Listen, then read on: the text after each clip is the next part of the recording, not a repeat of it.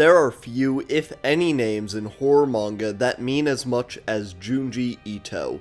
Ito has written countless classics, from the spiral tale of Uzumaki to short stories like Hideo's Little Holy Face. He even illustrated the manga adaptation of the novel No Longer Human. But the story I'll be talking about today is the weaving, twisting tale of a truly evil woman, Tomie. Murdered again and again, one girl always comes back for more. Tomie is the story of Tomie, obviously, but it's more so about the people who are unlucky enough to meet her. Also, sorry, I know that the lighting is kind of weird right now and different than how it usually is. I've had a crazy weekend. My brother got engaged, and one of my best friends from high school running got married. So, I'm busy. Be thankful you're getting a video at all, frankly.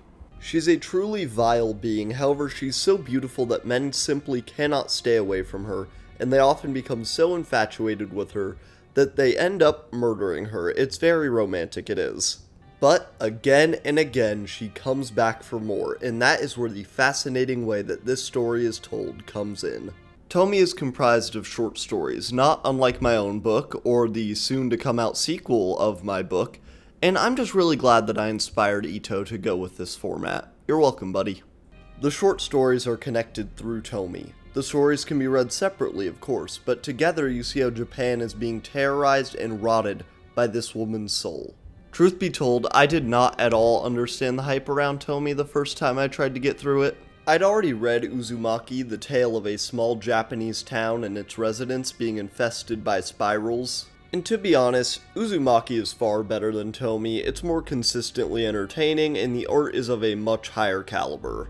I then read No Longer Human, a deeply depressing and uncomfortable story about the life of an extremely troubled young man. When I read Tomie for the first time, I was disappointed, frankly, so disappointed that I ran to the Hot Topic in the mall, and I lit their Tomie shirt on fire, and I ran to the other side of the mall, to the bookstore, and I peed on their Tomie figure, and I ran back to my place, and the law is currently pursuing me. I am very scared. But then I decided to give it another shot, and wow, did I stop at the absolute worst place I could have. I stopped after the 6th story in the book, Mansion, and look, it's not like Mansion is bad. It's actually the best story so far in the collection, but going from Uzumaki to Tomie, the art in the opening chapters is rough, to say the least. But I am God's gift to video essays, so I would never say the least. I would never do that to you. Moving on. Now keep in mind, this next point is coming from a very Western perspective, and I just had a lot of trouble tracking characters in the opening chapters. This is in a period where it seems like Ito struggles to make distinct characters out of average everyday people. So many of the characters were just Japanese boys or girls, not much to differentiate them.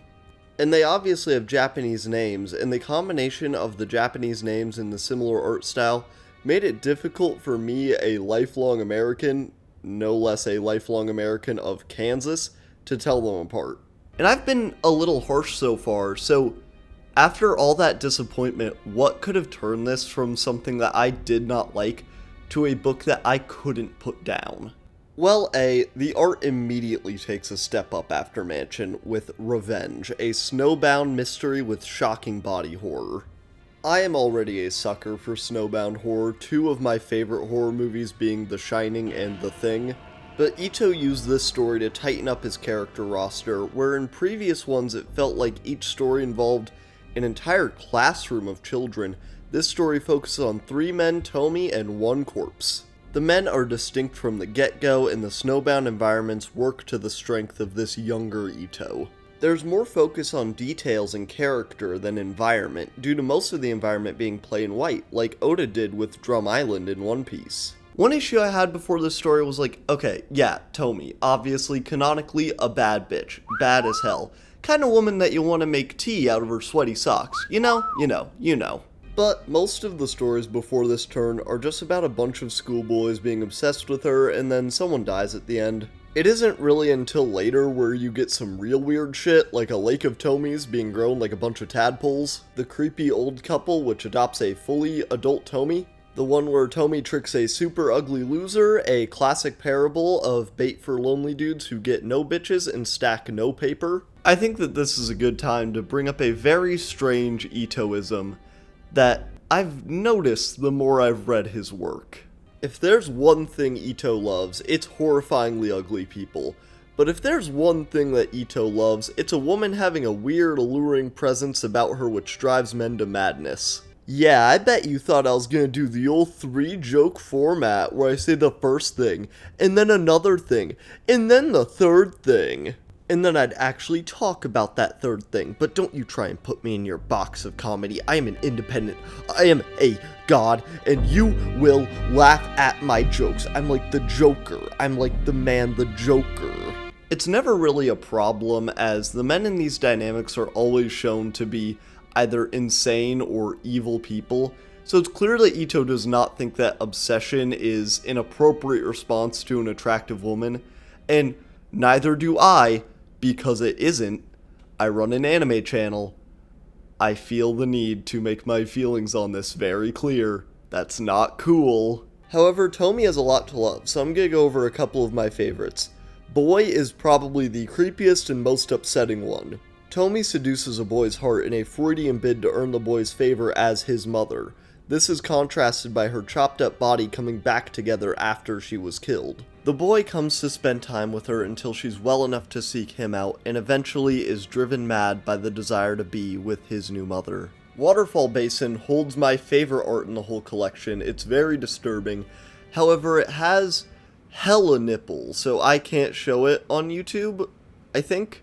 I don't know how that works yet, really. Anyways, an entire army of Tomies grows out of a body of water, which calls the young men of the town, driving them to suicide. But every story in Tomie has something to like. Even the ones I'm not particularly fond of have fun, horrific twists as you learn about the horrible woman known as Tomie. To be honest though, even with the quality jump after Mansion, I believe that Ito's other works are just flat better than Tomie. So what makes Tomie so special? When I read the afterword of Tomie, my mind on the first half of the book was completely altered. Ito made the first stories in Tomie when he was just 24 working as a dental technician, where he would write and draw Tomie in his few hours off. Tomie was also the first time that he had finished any of the manga he'd been working on, and so the first few chapters of Tomie are the earliest complete Ito works you can read. So can I really dislike it that much? Obviously, I've stated before that I like the later chapters in Tomie more, and I like Ito's other works more than anything in Tomie, but it's the beginning of a great artist. Would you look at the first painting that Rembrandt ever scrawled out and knock it for not being as good as his best? Or would you just appreciate that this is where one of the masters of the craft started? I love Shiver for being a collection of Ito's best short stories. I love No Longer Human for being a deeply affecting character study. I love Romina for being weird as fuck and set in the future, and I love Uzumaki for being the best thing he's ever created. But I love Tomie for being the journey of an artist. You get to see Ito grow and develop, and when you understand his life, it becomes that much better. I think you can be most appreciative of art when you understand the artist who it came from, but not just that, the kind of world that they occupied when they made it, why they made it, the kind of person who they were when they made it.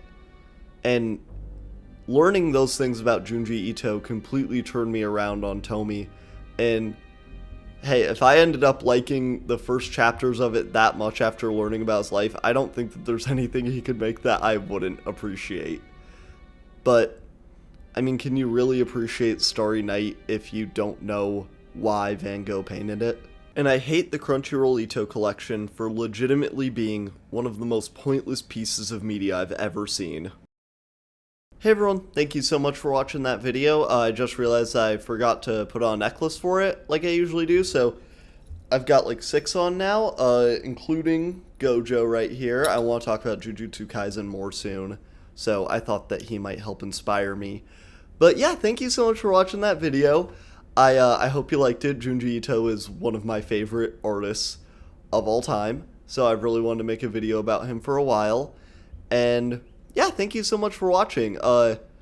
Congratulations to my brother and my 2 friends who just got married to each other. Yeah, love y'all. I don't know if you're watching this, but hey, if you are, thank you for watching. Have a good one, y'all. I'll see you next week. Bye.